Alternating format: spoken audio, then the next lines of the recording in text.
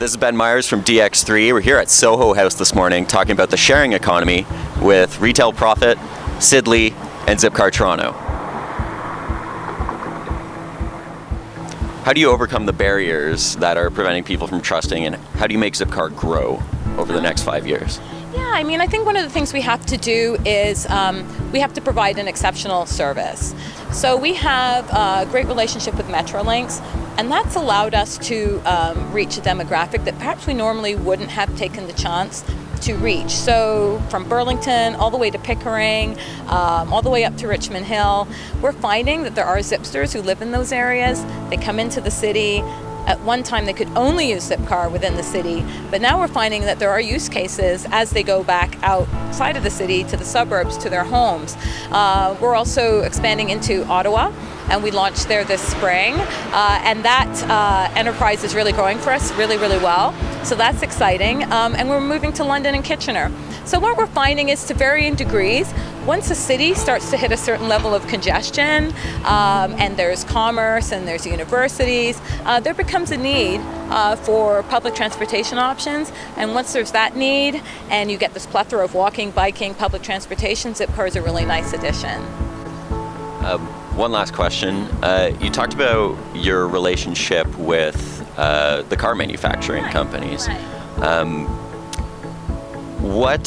How does that relationship work in terms of, you know, if 4 people share a car, does that mean that less people are buying cars? How do you bridge that gap? Yeah, I think that's a really great question. So there's a number of ways that the car manufacturers benefit. We do know that car sharing looks like it's here to stay, it looks like it's growing, and it's a reality. Where there are congested cities, people simply have too many options to just buy cars. Parking is really so limited that they do need those alternatives. So if they are going to be driving a Zipcar, what's happening now is that manufacturers want their Zipcar to be one of their brands. And so what they know is that they could be picking up an aunt, a sister, a mother, a brother. That could be a potential touch point to a consumer that is going to purchase a car because they live in the suburbs. The second part is people go through different contexts and changes. Many people move in and out of a city. And at a certain point in time, life context can dictate that you do need to purchase a car. And at that point, they want to be top of mind. They want to be part of that person's life experience. And they really want to connect with the community, which has relevance for them. So car manufacturers are really embracing the opportunity to have us in their fleet. The other thing they're learning is what works in a city. So if someone is going to own a car in a city, or they're going to be part of a fleet, they can understand what works well in Toronto. So, you know, certain sizes of cars work better than others in the city. We do see that SUVs are extremely popular, but it's the city-sized SUVs that are extremely popular. We get a great calling on utility vehicles like minivans.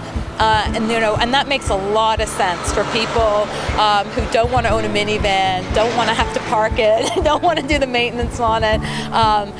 So we get a really great call for those, as well as smaller sedans that are really great at weaving in and out. So one of the great things that car manufacturers can do is also feature a variety of their vehicles within a Zipcar fleet so that they have all those use cases, and they really are seen as a relevant brand in the eye of that potential consumer. If not as a purchaser, then at least as a Zipster.